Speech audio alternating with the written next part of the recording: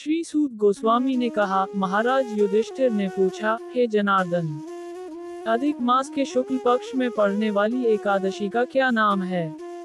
इसका विधिवत पालन कैसे किया जाता है? कृपया मुझे ये सब विस्तार से बताएं। परम पुरुषोत्तम भगवान श्री कृष्ण ने उत्तर दिया, हे पांडव, अधिक मास के शुक्ल पक्ष में पड़ने वाली पुण्यमयी एकादशी को पद्मिनी एकादशी कहा जाता है। यह अत्यंत शुभ फल देने वाली है।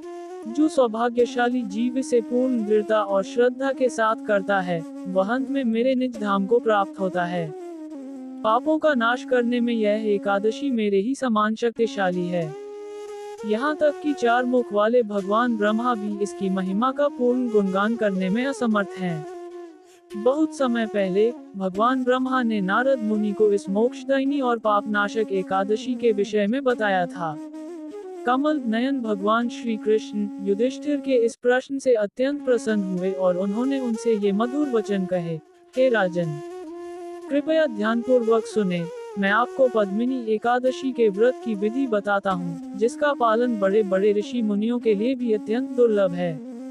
व्रती को दशमी तिथि से ही व्रत का आरंभ कर देना चाहिए। इस दिन उसे उड़द की दाल, चना, पालक, शहद और समुद्री नमक का सेवन नहीं करना चाहिए। साथ ही उसे किसी अन्य व्यक्ति के घर भोजन नहीं करना चाहिए और न ही कांसे के पात्र में भोजन ग्रहण करना चाहिए। इन 8 वस्तुओं का पूर्णतः त्याग कर देना चाहिए। दशमी के दिन केवल एक बार भोजन करना चाहिए, भूमि पर शयन करना चाहिए और ब्रह्मचर्य का पालन करना चाहिए। एकादशी के दिन भक्त को ब्रह्म मुहूर्त में उठना चाहिए, किंतु उस दिन दातुन या दंत मंजन नहीं करना चाहिए। इसके उपरांत उसे विधिवत स्नान करना चाहिए। यदि संभव हो तो किसी तीर्थ स्थान पर जाकर स्नान करना उत्तम है। वेदों के पवित्र मंत्रों का उच्चारण करते हुए उसे अपने शरीर पर गाय के गोबर, मृत्तिका, तिल के चूर्ण, कुश और आंवले के फल के चूर्ण का लेप लगाना चाहिए। इसके पश्चात भक्त को पुनः एक बार विधिवत स्नान करना चाहिए और स्नान के उपरांत उसे निम्नलिखित प्रार्थना का उच्चारण करना चाहिए, हे पवित्र मृत्तिका, आपकी रचना स्वयं भगवान ब्रह्मा ने की है। महर्षि कश्यप ने आपको पवित्र किया है और भगवान श्री कृष्ण ने अपने वराह अवतार में आपका उद्धार किया था।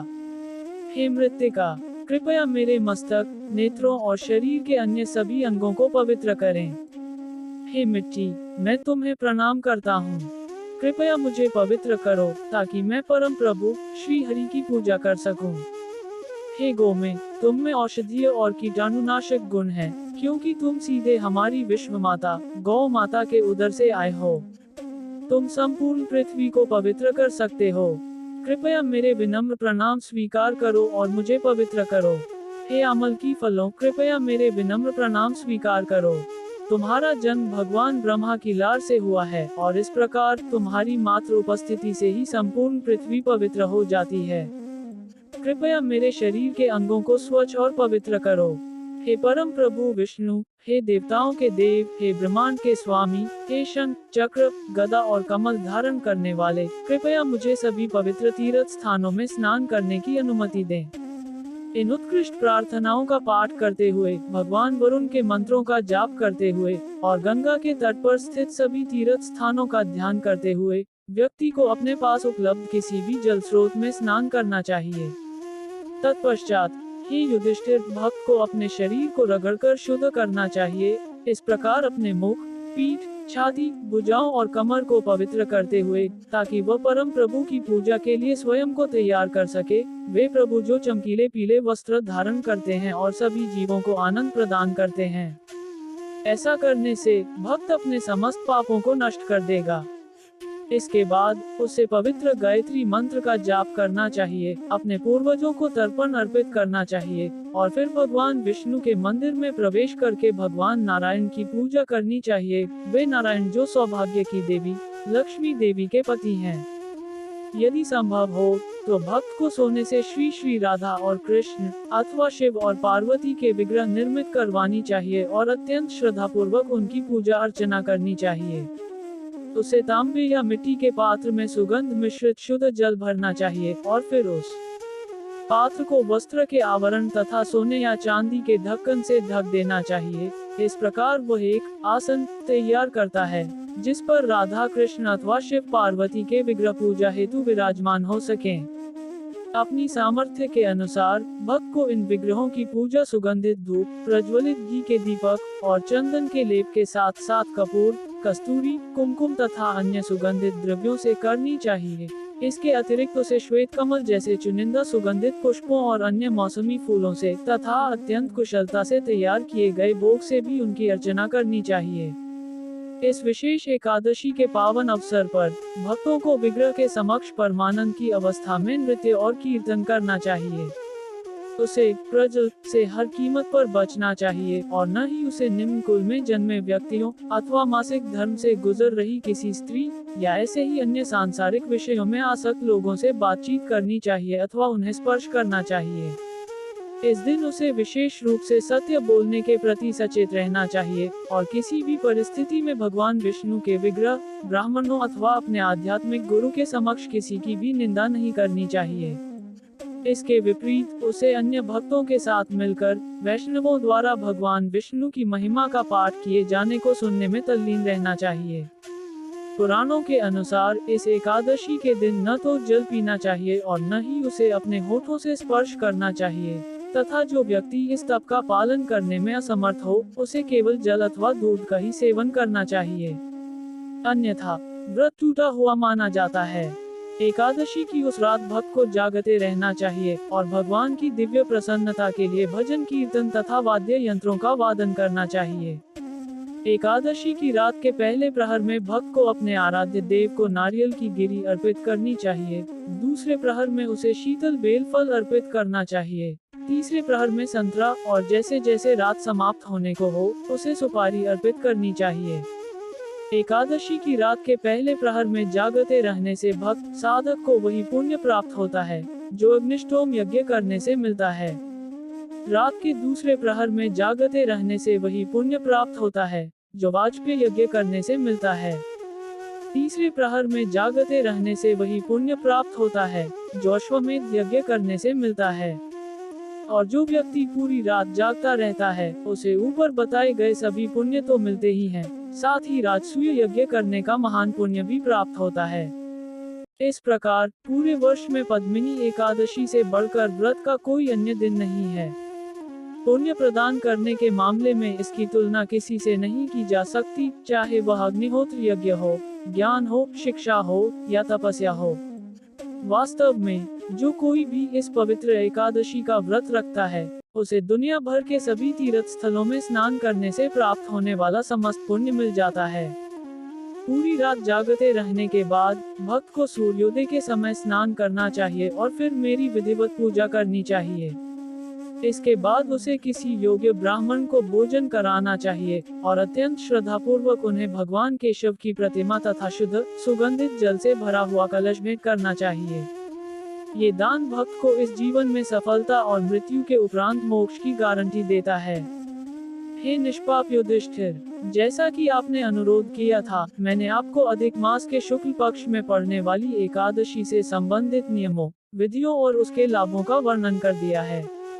इस पद्मिनी एकादशी के दिन व्रत रखने से उतना ही पुण्य प्राप्त होता है जितना कि अन्य सभी एकादशियों का व्रत रखने से मिलता है। अधिक मास के कृष्ण पक्ष में पड़ने वाली एकादशी, जिसे परमा एकादशी के नाम से जाना जाता है, वह भी पापों का नाश करने में उतनी ही शक्तिशाली है जितनी कि यह पद्मिनी एकादशी है। अब कृपया मेरी बात ध्यान से सुनें, क्योंकि मैं आपको इस पवित्र दिन से जुड़ा एक अत्यंत रोचक प्रसंग सुनाने जा रहा हूँ। एक बार पुलस्त्य मुनि ने नारद जी को ये कथा सुनाई थी। एक बार पुलस्त्य मुनि को 10 सिर वाले राक्षस रावण को कार्तवीर्य अर्जुन की कैद से छुड़ाने का अवसर मिला। इस घटना के बारे में सुनकर नारद मुनि ने अपने मित्र से पूछा, हे ऋषियों में श्रेष्ठ, जब इस रावण ने भगवान इंद्रदेव सहित सभी देवताओं को पराजित कर दिया था, तो फिर कार्तवीर्य अर्जुन उस रावण को कैसे हरा पाए जो युद्ध कला में इतना निपुण था? पुलस्त्य मुनि ने उत्तर दिया, हे महान नारद, त्रेतायुग के दौरान कार्तवीर्य का जन्म हय्य वंश में हुआ था। उनकी राजधानी महिष्मती थी और उनकी 1000 रानियां थीं, जिनसे वे बहुत प्रेम करते थे। हालांकि उनमें से कोई भी उन्हें वह पुत्र नहीं दे सकी जिसकी उन्हें इतनी तीव्र इच्छा थी। उन्होंने यज्ञ किए और देवताओं तथा पितरों की पूजा की, लेकिन किसी ऋषि के श्राप के कारण वे पुत्र उत्पन्न करने में असमर्थ रहे, और बिना पुत्र के कोई भी राजा अपने राज्य का सुख नहीं भोग सकता, ठीक वैसे ही जैसे कोई भूखा व्यक्ति कभी भी अपनी इंद्रियों का सच्चा आनंद नहीं ले सकता। राजा कार्तवीर्य ने अपनी इस दुर्दशा पर गहन विचार किया और फिर अपने लक्ष्य को प्राप्त करने के लिए कठोर तपस्या करने का निर्णय लिया। इस प्रकार उन्होंने वृक्ष की छाल से बनी लंगोटी धारण की, अपनी जटाएं बढ़ा ली और अपने राज्य की बागडोर अपने मंत्रियों को सौंप दी। उनकी रानियों में से एक, पद्मिनी, जिनका जन्म इक्ष्वाकु वंश में हुआ था, जो सभी स्त्रियों में श्रेष्ठ थी और जो राजा हरिश्चंद्र की पुत्री थी, ने राजा को जाते हुए देखा। उन्हें लगा कि चूंकि वे एक पतिव्रता पत्नी थी, इसलिए उनका कर्तव्य था कि वे अपने प्रिय पति के पदचिह्नों पर चलें। अपने सुंदर शरीर से सभी राजसी आभूषण उतारकर और केवल एक वस्त्र धारण करके वे अपने पति के पीछे पीछे वन में चली गईं। अंततः कार्तवीर्य गंधमादन पर्वत के शिखर पर पहुँचे, जहाँ उन्होंने 10,000 वर्षों तक कठोर तपस्या और साधना की। वे गदा धारण करने वाले भगवान गदाधर का ध्यान और प्रार्थना करते रहे, लेकिन फिर भी उन्हें पुत्र की प्राप्ति नहीं हुई। अपने प्रिय पति को तपस्या के कारण केवल हड्डियों का ढांचा बनते देख पद्मिनी ने इस समस्या का एक समाधान सोचा। वे पतिव्रता अनसुया के पास गईं। अत्यंत श्रद्धा के साथ पद्मिनी ने कहा, हे महान देवी, मेरे प्रिय पति कार्तवीर्य पिछले 10,000 वर्षों से तपस्या कर रहे हैं, लेकिन भगवान कृष्ण, जो अकेले ही किसी के पिछले पापों और वर्तमान कठिनाइयों को दूर कर सकते हैं, अभी तक उनसे प्रसन्न नहीं हुए हैं। हे परम सौभाग्यशाली, कृपया मुझे एक ऐसे व्रत के दिन के बारे में बताएं जिसे करके हम अपनी भक्ति से परम प्रभु को प्रसन्न कर सकें, इतना अधिक कि वे मुझे एक सुंदर पुत्र का आशीर्वाद दें, जो आगे चलकर सम्राट के रूप में दुनिया पर राज करेगा। पद्मिनी की इन विनती भरे शब्दों को सुनकर, जो अत्यंत पतिव्रता और अपने पति के प्रति गहरी समर्पित थी, महान अनुसुया ने अत्यंत प्रसन्नचित होकर उन्हें उत्तर दिया, हे सुंदर कमल नयनी देवी, सामान्यतः एक वर्ष में 12 महीने होते हैं, किंतु हर 32 महीनों के बाद एक अतिरिक्त महीना जुड़ जाता है। इस महीने में पड़ने वाली 2 एकादशियों को पद्मिनी एकादशी और परमा एकादशी कहा जाता है। ये क्रमशः महीने के शुक्ल पक्ष और कृष्ण पक्ष की द्वादशी तिथियों को पड़ती हैं। आपको इन दिनों व्रत रखना चाहिए और पूरी रात जागते रहना चाहिए। यदि आप ऐसा करती हैं, तो परम पुरुषोत्तम भगवान श्री हरि आपको एक पुत्र का आशीर्वाद अवश्य देंगे। हे नारद, इस प्रकार महर्षि कर्दम मुनि की पुत्री अनुसुया ने इन विशेष एकादशियों की महिमा का वर्णन किया। ये सुनकर पद्मिनी ने पुत्र प्राप्ति की अपनी अभिलाषा पूर्ण करने हेतु उन निर्देशों का पूर्ण निष्ठा से पालन किया। पद्मिनी ने पूर्ण रूप से निर्जल व्रत रखा और पूरी रात जागकर भगवान के गुणों का कीर्तन करते हुए तथा परमानंद में मग्न होकर नृत्य किया। इस प्रकार भगवान केशव उनकी भक्ति से अत्यंत प्रसन्न हुए और विशाल गरुड़ की पीठ पर सवार होकर उनके समक्ष प्रकट हुए। भगवान ने कहा, हे सुंदरी, पुरुषोत्तम मास की इस विशेष एकादशी का व्रत करके तुमने मुझे अत्यंत प्रसन्न किया है, अतः मुझसे कोई वरदान मांगो। संपूर्ण ब्रह्मांड के स्वामी के इन दिव्य वचनों को सुनकर पद्मिनी ने परम प्रभु की भक्तिपूर्ण स्तुति की और उनसे वही वरदान मांगा जिसकी अभिलाषा उनके पति ने की थी। भगवान केशव ने उत्तर दिया, हे सुशीला देवी, मैं तुमसे बहुत प्रसन्न हूँ, क्योंकि मुझे इस महीने से अधिक प्रिय कोई और महीना नहीं है, और इस महीने में पड़ने वाली एकादशी तिथियां मुझे सभी एकादशियों में सबसे अधिक प्रिय हैं।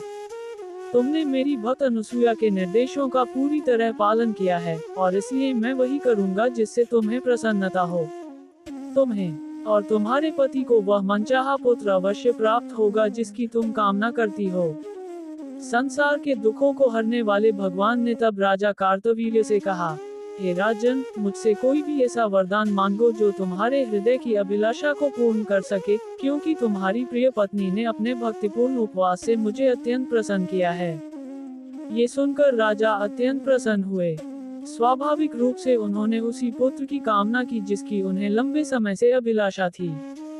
हे ब्रह्मांड के स्वामी, हे मधु राक्षस का संहार करने वाले, कृपा करके मुझे एक ऐसा पुत्र प्रदान करें जिसे देवता, मनुष्य, नाग, राक्षस अथवा पिशाच कभी पराजित न कर सकें, जिसे केवल आप ही पराजित कर सकें।